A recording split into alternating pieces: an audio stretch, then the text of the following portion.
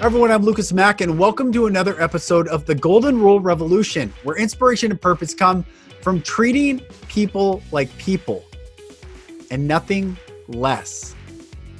Boy, don't we need more of that right now? Treating people like people.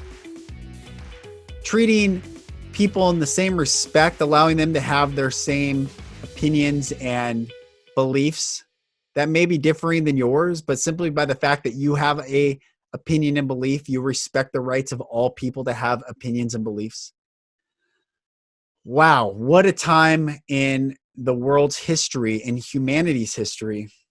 And that's why I'm so excited to bring today's guest on, Amy Ramsey. She's a writing coach. She's a communication coach. I've actually hired her to help me formulate some of my ideas and my writings, and she's just an awesome person. And I'm so excited to bring this conversation specifically at this time to you.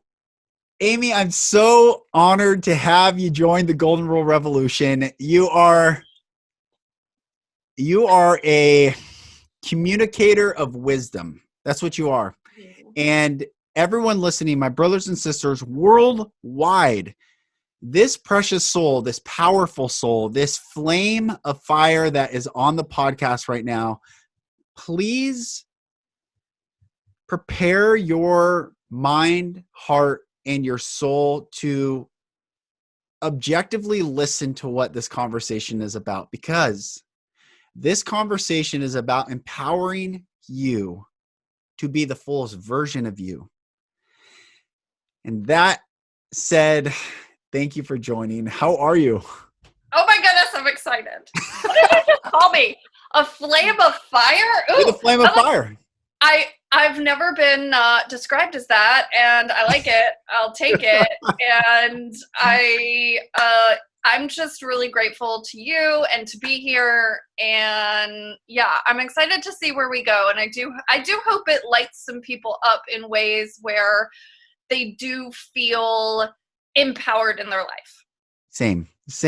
So first of all, I'll give everyone context. You and we met at an emotional intelligence leadership training down in San Diego.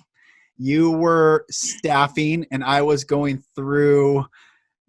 through utter darkness, and we connected, and we've had an amazing, cool friendship, loosely, but really built it the past, I would say, 6 months, a year or so. Tell everyone what's been your professional journey on how you've gotten to where you are today. Oh my. Okay. Long story, somewhat short. The last corporate job I had was about 8 years ago. If we back up from there, I have a communications degree. I have a master's degree. I was in, communications, public relations, all the things. The last corporate job I had was really not aligned to my best. It was definitely one of those sitting behind a desk. I'm sometimes a little dramatic, okay, as my mom would say. And I was sitting behind that desk and just in that space of, my soul is dying.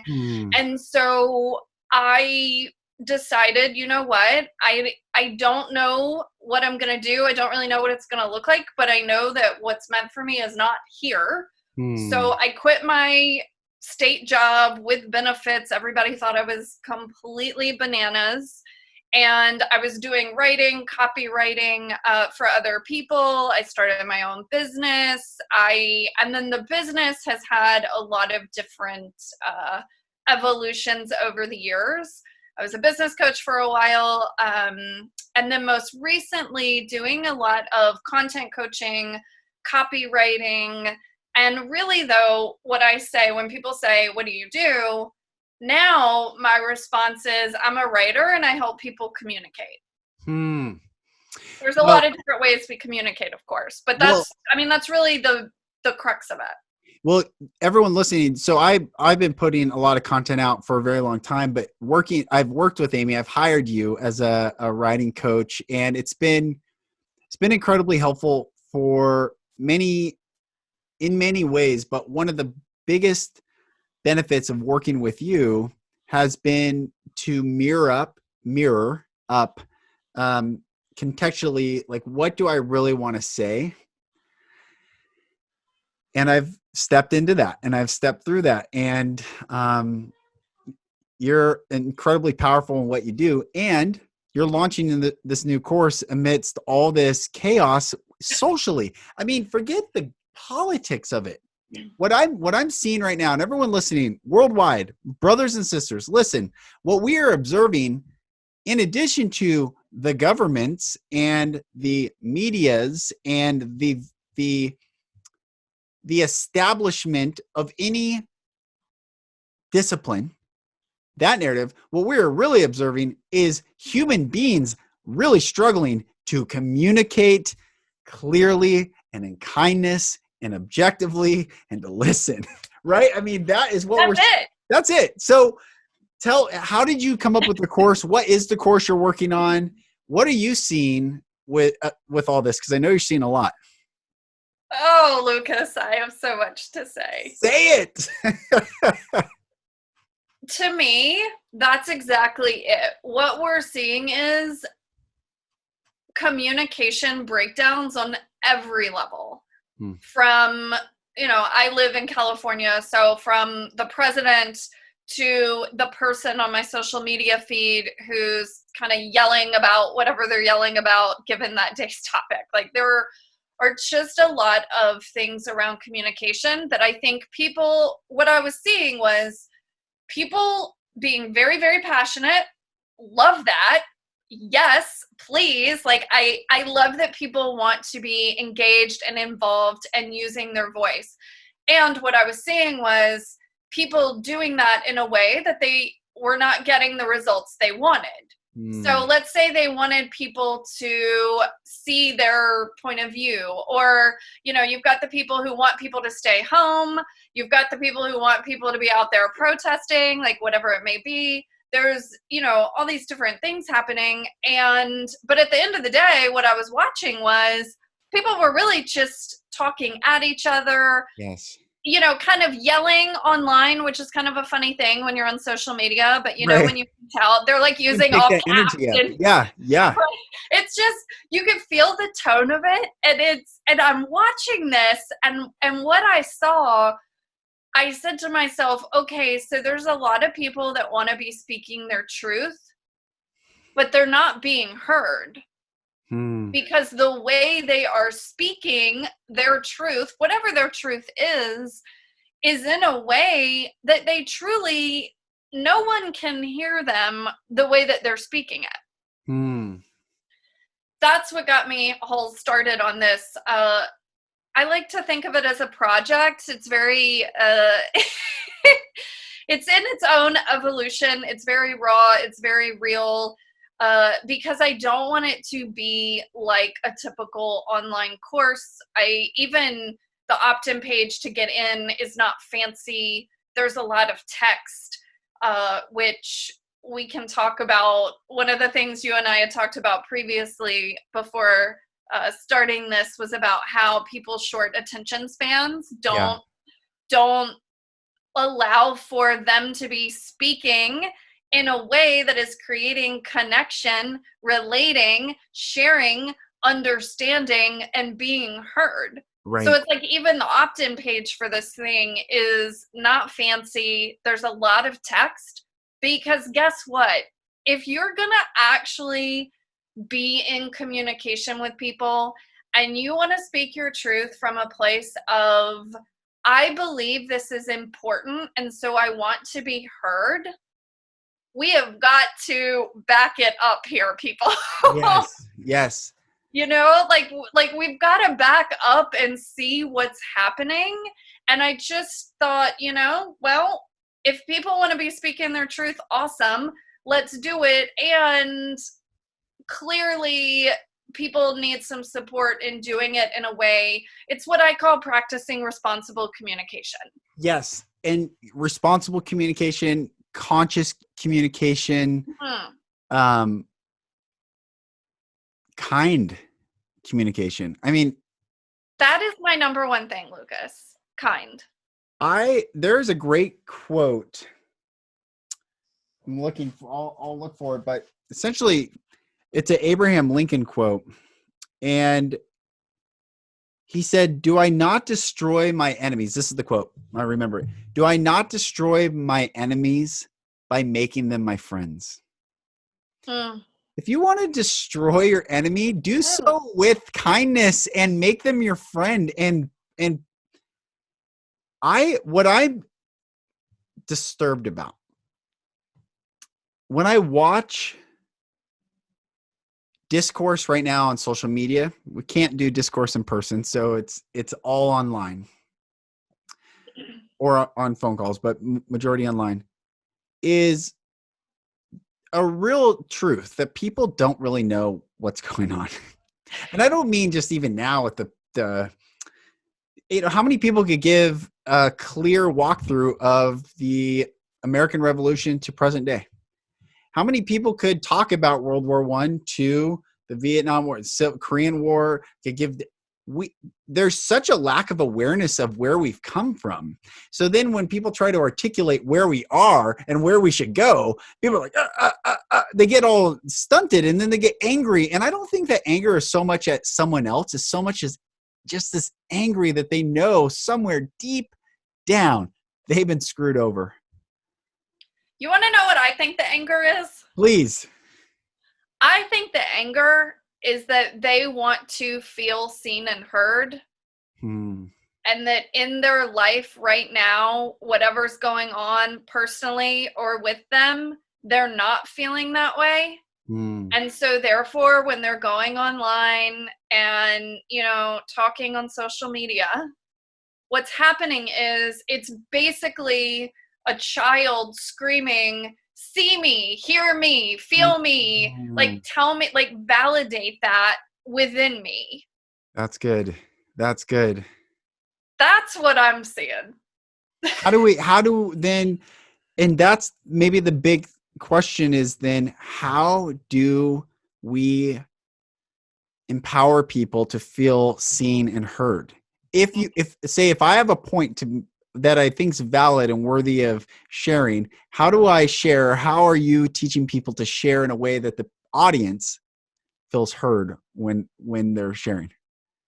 Okay, I could talk about this hours on end. This is why I have the whole project. And of course, I want to at least give some points here so people can walk away from this conversation thinking about a few things.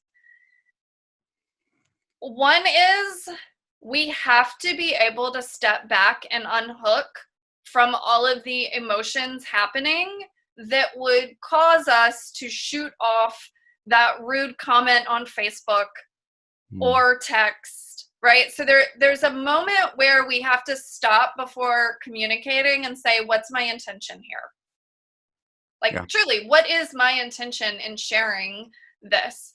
Because most of what's happening right now is just not communication, period. Like if communication is, if you look up all of the definitions, I mean, this is where I take this thing way back to basics, Lucas. If you look at the the definitions of communication, passing of information, sharing of information, understanding of information. Yes. So to me, what's happening online, that's not communication because you're not actually trying to have people understand, or you're not sharing in a way. Think about the word sharing. Sharing is a very, here's a gift. I'm sharing this with you. Think about the energy of sharing versus a lot of what's happening right now. It's completely different energies. And so the first thing would be to really pause and say, okay, what's my intention right now? Yeah. There have been tons of times I have written, and we probably all do this, so many times I have written a reply or a comment in Facebook and then delete. I see it all the time. It shows people responding, then it stops, and then it will show them responding, and then it stops. Yeah, totally. Yeah, and I'm like, nope, because what's happening is I catch myself and I say, what's really my intention here? Am I trying to be right about something? Am I trying to just prove someone wrong? Am I, like trying to, in some weird way, almost embarrass them because I see, and that's not who I want to be. That's not how I want to show up. Yeah. That's not how I want to communicate. And we're all human.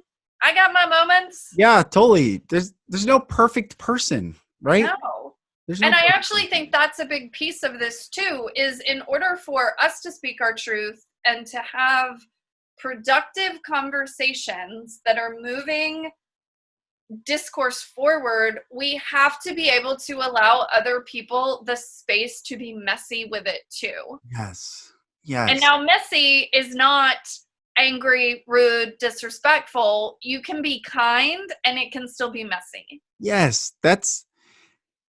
I'm going to take it into a place that probably no one's anticipating it going, but the word sin means to miss the mark.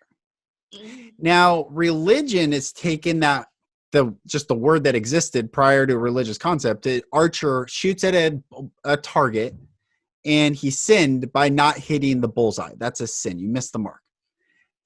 Now, all of us in that regard, we're all capable of missing the mark. None of us are perfect on our communication at all times off the cuff. And that's the beauty of us. It's those that indict another for missing the mark as if the person who's doing the indicting has never missed the mark. That's the danger. That's where contention always arises. And Solomon, a wise man, wrote, only by pride or ego comes contention. So I took it there to say, I love it. Communication is always going to be messy because it's communication between human beings. And we are the only species on this planet that has the ability to articulate words and write them, draw them, speak them, and get groups of people from all over the planet to understand conceptual ideas with just sounds that come out of our mouth, which is such a gift, a joy. Talk about sharing. We get to share the gift of our uniqueness. So you've done a lot of emotional intelligence work, which is, I think, a huge key to being able to communicate. If you haven't done the inner work, don't expect your outer voice to be aligned to your soul. So how have you seen people do inner work and communicate clearly? And then where do you see when people don't do the inner work, where they get hung up? Oh, this is juicy. So first of all, yes, the emotional intelligence, like I even said, you have to even have the ability to stop and pause. That is emotional intelligence. Like being able to stop and say, okay, wait, what's my intention here? Like that is emotional intelligence. And the Speak Your Truth project I'm doing, we talk a lot about communication, but there's an entire discussion in there on emotional intelligence for this reason. One of the big things to me around emotional intelligence is just a level of self-awareness. Like, I know when I'm being a little, I don't know, do we cuss on here? Yeah, you can say whatever. Snarky. Maybe that's a PG word. Exactly. Snarky. Like, I know when I'm being a little witchy. Let's go with that, okay? Yeah. I know when it's from an ego place and not kindness and truth, because there is a level of me wanting to be right and wanting to prove something. And I think humans, we have such a thing around feeling wrong and what happens when we realize we're wrong. And I'm actually doing some research about different sciencey things behind that and like why that is. Because what I see a lot is people, first of all, being on an agenda, which is really the idea of I am coming into a conversation knowing exactly where I want it to go, what I want the outcome to be, and I'm not actually open-minded or Hmm. listening to you. So if I'm like, okay, Lucas and I had a fight and now we're going to talk about it, and I walk into that conversation having some sort of agenda or me proving myself right, rather than Lucas is an amazing human being, he's important to me, I appreciate our relationship, the Yeah. relationship above me being right. That's good. That's good. I That's would be good. approaching that in two different ways. Hmm. You know, like if I approach it with like, my relationship with you is important, and so let's approach whatever happened from that aspect instead of, well, now Lucas wants to have a talk and I don't want to talk to him because I know I was right and he's not getting what I'm saying and he's not hearing me, and Hmm. all of these things, which basically just keep me being able to prove to myself I was right. Hmm. And we can be right, quote unquote, and be really alone at the end of the day. Really alone. And then the desire, then we can see if the origin was to be seen and heard and known and loved, and really, seen and heard, we just want to be loved, just loved, just want to be loved. We all want to be loved, and we lacked, because we're born into this world from human beings and of human beings, and we are human beings. We will never experience that perfect love from each other. However, if we desire rightness over oneness, then we have separated ourselves, because we're never going to agree. You and I don't have the same path. We didn't walk the same shoes. And I would never presume to put my experiences on you and say, submit to my worldviews. But I love your worldviews. I love your perspective, because it's a different facet of the diamond. It's a different color in the rainbow. It's not one color. There's many rainbows. That's why a rainbow is beautiful. It bends in this arc of many colors together. Mm-hmm. So that's how I'm seeing this unity desire fall apart when we can't even communicate with each other to have a oneness of, the new age world wants oneness, wants, this beauty and humanity. However, unless we listen to you and others and take courses and do the emotional work to learn how to communicate consciously, we're not going to get there, or it's going to be a long time till we do. Mm-hmm. I mean, I really think, how many people see your point of view just from you saying, hey, here's what I believe, wake up. Yeah. Like, No one. Yeah. okay, Lucas, sure, got it. Right. I'm with you now. I Right. understand you now. No. Right. Right. Right. Like, no. It's, and this kind of gets into,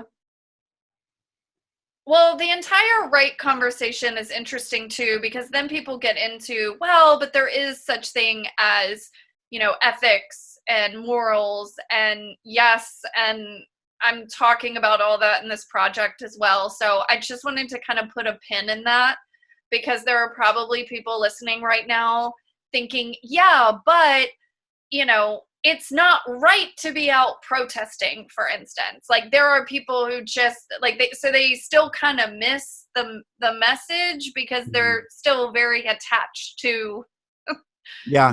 the moral high ground, if you will. And this is where the entire conversation of judgment comes in, Hmm. because how could I ever understand your viewpoint if I'm sitting over here simply judging you for believing what you believe without getting curious? That's right. That's right. And the question why is the purest form of curiosity, and like, well, why? Truly, I wrote. So I have a book out called "Everyone Has a Plan Till They Get Punched in the Face: How to Develop Your Story and Achieve Your Dreams." And what I talk about is content without context is a very dangerous thing, because who, what, when, where only engage the mind, and they're facts. But why is the only question that engages a heart and creates context to the content. And parents, I know as a father of 3 children, hear all the time, why? And not gonna lie, it can be very frustrating when they ask why like a gazillion times. And I have to pause, take a breath, and actually slow down so I can give them context, because that is the purest need in our human existence, is please provide me context to your content. That's why I think learning history is so important, because there's Solomon, wise dude, wrote some sayings down. So I'm going to reference him again. He said, remove not the ancient landmarks which your fathers have set before you. And then the question would be, well, why? Because if we don't know where we've come from, we have no bearing on where we go to. If we don't know where we've come from, then any direction, I guess, is as equal. But if we've actually have context of where we've come from, how about, thank God we didn't live in Europe 80 years ago and have the wrong last name and bloodline? How about we are, there's context. Mm-hmm. So where do you think the breakdown is? This is really good. This is juicy. We'll get into it. Where do you think the breakdown is? I'm talking about even like in the education system as children or as adults, or where is the breakdown of learning healthy communication? Ooh, that is juicy. Is it the home? I think there's a big piece going back to emotional intelligence here and what it means to relate to other humans. Like, I kind of wonder if we even know how to relate to each other anymore, because I'm actually going to give you a really juicy tip, and you can let me know what you think about this. The whole question of why, so it's one thing for kids, but if you told me a viewpoint and I had what we would consider the opposite viewpoint, and I felt very passionately about it, and I'm fired up and you're fired up, and I said to you, well, why? Would you be able to answer it, or would it trigger you because it would trigger that thing in you, like now you're having to defend yourself? Ooh. And that's probably, okay, first of all, I'm talking to a very emotionally intelligent man. So, no, let's but that's think but that's a really good question. Perhaps you would only get triggered. Tell me what you think of this. This is really good. Everyone listening, thanks for listening on this. Stay with us. Perhaps the triggering of feeling like you must defend it when asked the question why is actually, if we're honest, truly intellectually honest, is the answer is we just don't know. And it's okay. How about give people permission that it's okay not to know? Like, you might not know, and it's okay not to know. And thanks for bringing it to our attention. And then the next step maybe should be, let's go look it up together and meet again to come together in unity to communicate together to build relationship. I love this so much. So perhaps that question of why must be taught as, if you're triggered when someone asks you why, it's because you might not know, and it's okay not to know. I think that's a really, really good point. And I think that gets back into that feeling of humans don't like to be wrong on any level. So if you've got someone asking you that, it brings up this defense mechanism. Now, again, I want people to have some tools, so I'll give them some tricks. I don't ask people why. I don't say like, why did you do that? What I say is, I'm curious, what had you do that? Yeah. Or I'm curious if you realized that when you did that, I interpreted it this way. Oh, that's good. So it's also not, and this is why emotional intelligence and teaching this at a young age is so important too, because it's not necessarily not asking why. It's also choosing communication and choosing words that's not inflammatory. And I learned that trick from, where did that come from? That was from the emotional intelligence training we took, but specifically from a guy named Michael Strassner. I have to give him props for that one. Shout out to Straz. Yeah, shout out to the Strassner. Like, he was the one that taught that about the communication, that if you ask someone why, it automatically hits their ego and it makes them defensive. And so that's part of us understanding how to relate and be in conversation with each other. If I know that about humans, that like 99% of us will be triggered just if I ask why, I'm going to choose another way to say it so that you and I can actually move the conversation forward. Right. Not just That's be good. still stuck in ego. Okay. This is what you just said is so important, because what you do when you say I'm curious is you've stood with the person to look at the issue versus stood apart from the person to look at the issue. And this, oh man, this is so good. Okay, so I'm dancing for people not seeing us. I'm dancing right now. This is, you've heard me do some lives and I talk about perhaps the enemy is the narrative that divides us. It's Amen. Not a person. Period. And I will say, growing up in an absolutely horrifying, violent, scary environment, even those people I still love as human beings. They're not safe, so I don't engage, but I don't not love them. When we separate ourselves from another person, that is where the danger is. You don't see bears separating themselves and then getting picked off by mountain lions. You don't see birds like hanging out with the species hang together. Humans are a species and we should be hanging together, but there's influence and narrative and gains by some that inject this false narrative that we're divided.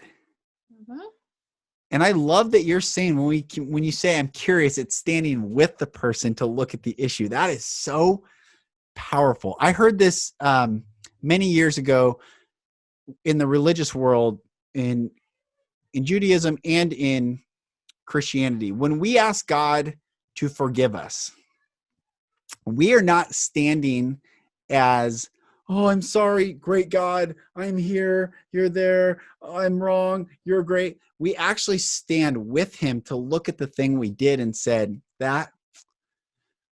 you're right, that wasn't good. That wasn't cool. My beef. You missed the mark. Yeah, I missed the mark. Hey, I lied to it. My bad. I want to do better next time. Yeah. I'm so blown away. That is so powerful. I'm curious. So what did you say? How did you say this? I have several different ways of saying this, and I include scripts in my project. I mean, Awesome. This is what I mean. Like, people think like, oh yeah, communication, but this is what I mean. Like, this is how powerful this stuff is. Right. So you want to think about, instead of just asking someone why, you ask them in a form of a what. So it would be like, I'm curious, what had you do that? Or I'm curious, I mean, let's just say it, Trump is a huge trigger. dividing and trigger point for people. Yeah. Yeah. So if instead of asking someone, hey, why'd you vote for Trump? You were like, hey, I'm curious. Yeah. What had you vote for him? I'm curious. Right. Doesn't that automatically feel a little less like I'm coming at you for voting for him, and instead I'm curious because maybe you're seeing something I'm not? Yeah. Which, again, takes humility, takes emotional intelligence, takes so much. Oh my, this is, this is actually my favorite podcast I've done in a long time, just talking. I love ideas. I love looking, dissecting, turning them, flipping them, sniffing them, hearing them. I read a book that years ago, and I encourage everyone listening to read this book. It's called Ideas Have Consequences. Mm-hmm. And why I like looking at ideas so much is if we acted out every single idea without thinking through the fullest extent of that idea, holy moly, like that is why some people, I think, we were talking before we started the podcast, like one person got triggered on something I posted, and I believe we are one people. We are one human, beautiful origin species, incredible creators of ideas and architecture and engineering and science and music and art and books and so many beautiful things. And there's been something that over time has eroded our own uniqueness away to communicate and to create together. We should all be co-creating together on this earth. Awesome stuff. Absolutely. Beautiful things. Yeah. And yet this narrative of us versus, it's just so, it's Amy, help me out. How do we get out of this? I know. So one of the things you were really asking is, even down to our educational system, like what has gone wrong. And before we started recording, I was telling you about how everything is so layered with this. So I am someone that I love social media. I think it's amazing.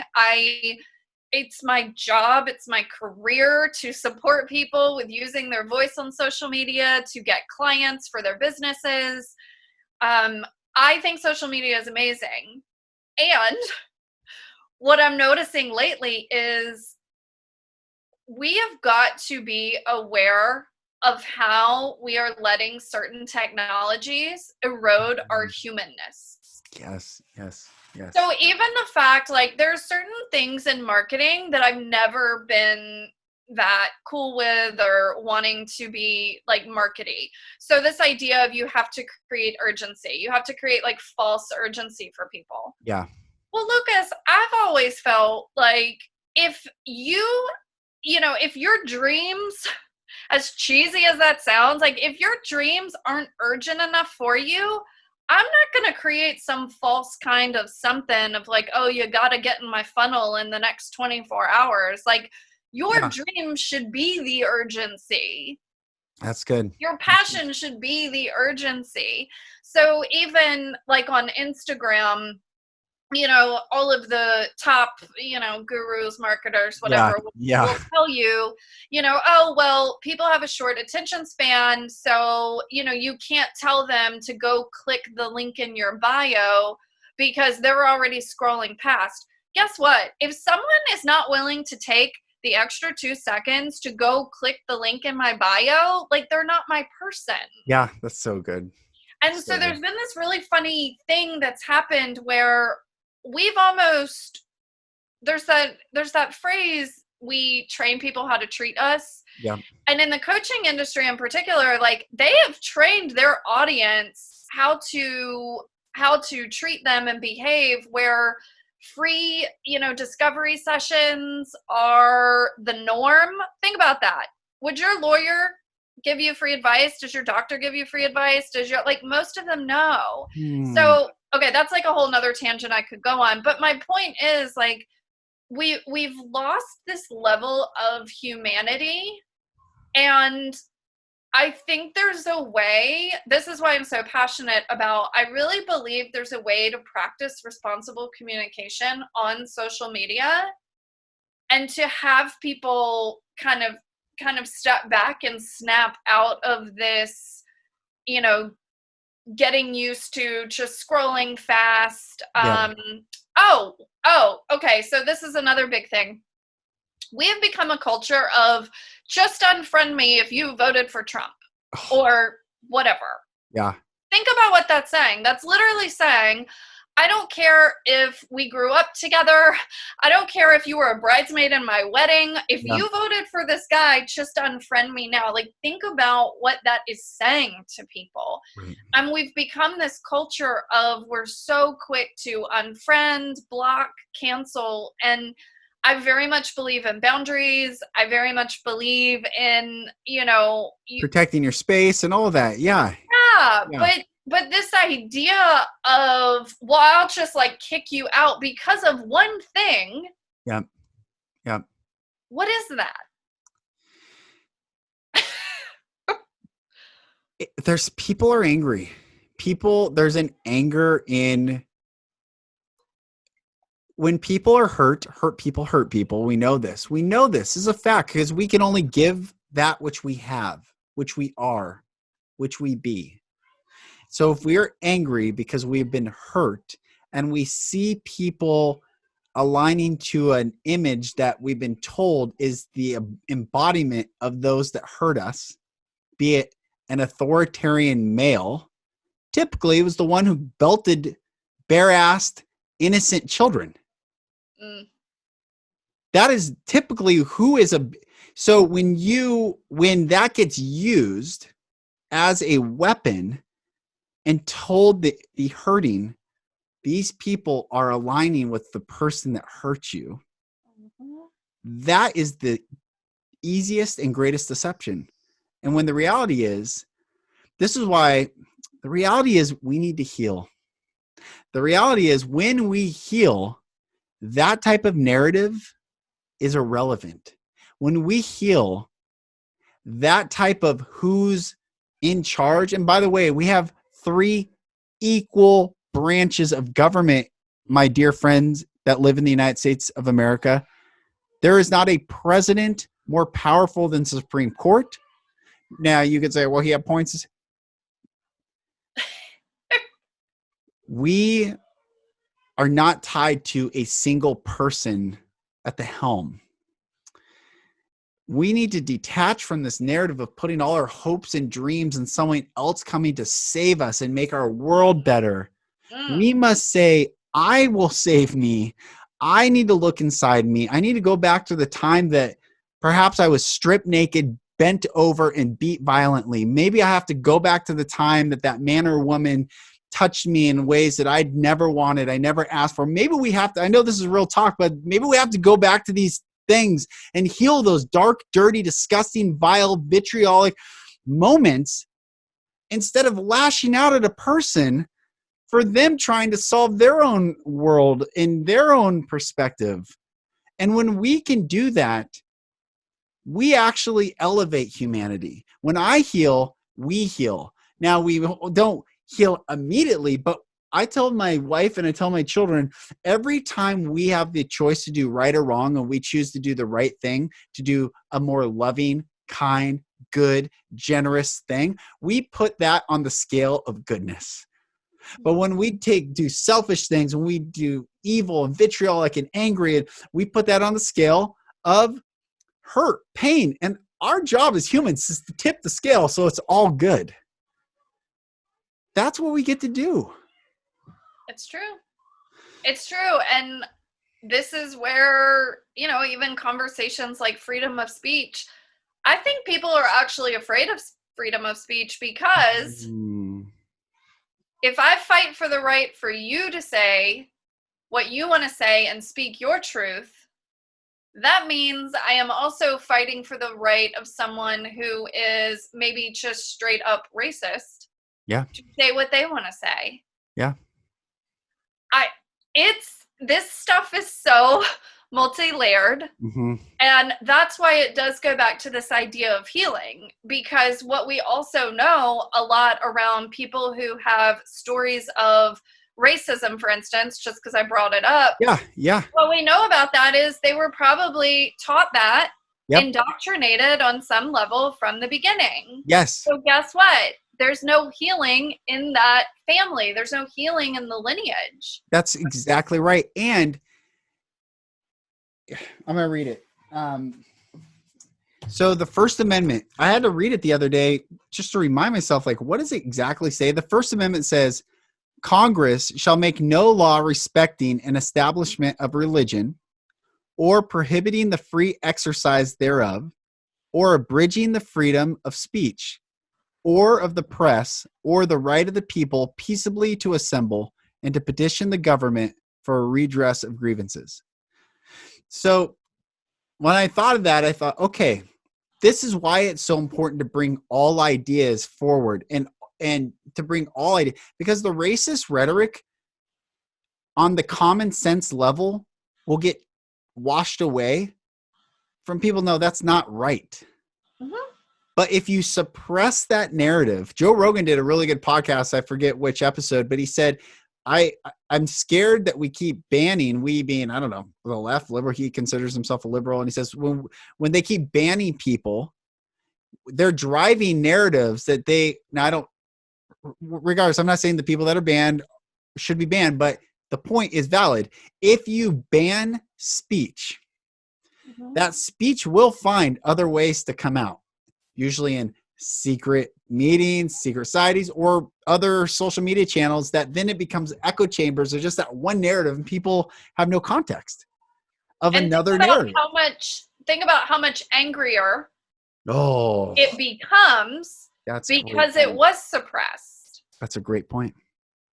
That's a great point. See how all of this stuff is so layered, and it can feel, it's one of the funny things about what I do is I can feel a little bit like simpleton, being like, oh, responsible communication. But this conversation's great because it's showing people how layered this stuff is. Yes. And how much it really, really is something we need to be looking at, because one of the big things I do think about is education. So when we talk about censorship, and like right now is a great example, there's all of this going on where they're censoring things and they're saying, well, it's misinformation. Well, I feel like if we teach people critical thinking, if we educate people on subjects, if we give them, both sides and allow them to figure it out, like you said, no one is going to feel in their heart of hearts racism is the best and highest. Yes, the healthiest good of mankind. Right, for like the human race. Yes. And so this idea of we can't have people out there saying this because it's misinformation, well, I'm not sure that's true. Like, why not allow people to have a bit more of a voice and then educate people, including our younger generations? Like, we need to educate them on topics of health, of politics, of what you're truly voting for. And that gets into a whole nother can of worms. Podcast 2, 3, 4, 5, 6, 7 until we're done. Yeah. Yep. I mean, but like you see where it's this idea of we can't have this information out there because people may believe it, and that that for whatever reason isn't okay. Well, there's a lot, and this is why a lot of what I teach too is around being grounded and knowing what you consider good communication skills and practicing it, knowing your core values. And by the way, our core values, if we put, what are there, like 7 billion people on the planet together, no one's core values are going to be like hate. Like that's not going to be a core value. And so if we look at that, it's like, oh, we are on the same team. Like it all goes back to the same place, Lucas. You're amazing. You're amazing. You are. And And I love discussing ideas. I love it. And you are helping people share their ideas. And so how can people find you, follow you, and sign up for this course? I love this. So you can follow me on Instagram at Amy Ramsey Writing. That's my handle. You can also on Facebook, feel free to look me up, Amy Ramsey. I post a lot of my stuff public, so you can follow me and we don't even have to necessarily be friends. Although that sounds funny to say, but you know what I mean. Yep. You don't have to take that intrusive quote. Right. If you feel it's intrusive. Yeah. Right. You know what I mean. Yep. And then in terms of this project I'm doing, you can go to coachamyramsey.com/speak your truth. And I'll put all these links in the show notes when we post but yeah. And I would love to hear from people. Like, please do reach out. Instagram in particular, I'm on a lot, but I know not everybody's on Instagram. That's fine. But I would love to hear, like, what did you get out of it? What conversations would you like to have? This project I'm doing, there's an entire, like, how-to in terms of, like, what I was talking to you about, like, don't ask why, ask, like, I'm curious. And, like, there's an entire how-to section. And then there is an entire section where I'm literally just talking about these topics like we've discussed without trying to give anyone any answers. I just want people to open up to the ideas and critical thinking and, like, ooh, freedom of speech. And that's right. Like, how comfortable am I actually with freedom of speech? I have goosebumps. Okay.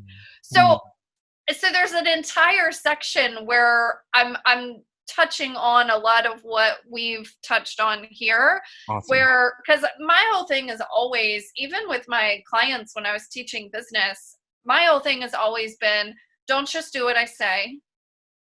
There is no one way. Right. Build your own alignment and truth filter so that anything you hear, whether it be from me, Lucas, someone who is exactly more like who hasn't done the work, who hasn't healed, like, regardless, right, you have the filter so you can live from your heart space. Amen. That's good. Sis, you're powerful. Thank you so much for coming on. I just love geeking out on stuff with you. That's what I always say, is geeking out on things. I love ideas. Thank you so much for having me. I think now more than ever, this is time for us to figure out how to really, truly relate and communicate with each other. And I so appreciate you and the work you're doing. I'm so enrolled in you and your mission and what you're up to. I'm like, yes, done. Oh, sis, thank you. I love you. Thank you, everyone, so much for listening and watching. If you watched on YouTube, guys, you are not wrong if you have a differing viewpoint. I just want you to know that. And wherever you are, when we don't come from a place of love and love for all mankind, love for all life, love for people, we have no other choice but to come from fear. And fear is a liar. And fear makes us live in the future, and lives in the future and strips away our power to live in the present. And one of the great lines from a movie I love is William Wallace in the movie Braveheart says, all men die, but not all men truly live.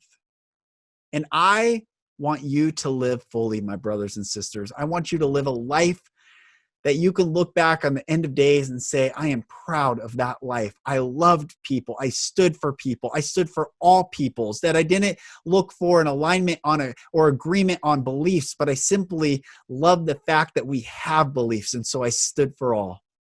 That's what this podcast is about, the Golden Rule Revolution. And truly, it has never, ever, ever been in my lifetime more revolutionary to treat people like people, to do unto others as you would have them do unto you, and to not do that which you deem hateful unto another. For this is the whole meaning of living the Golden Rule in this world. My name is Lucas Mack. Thank you so much.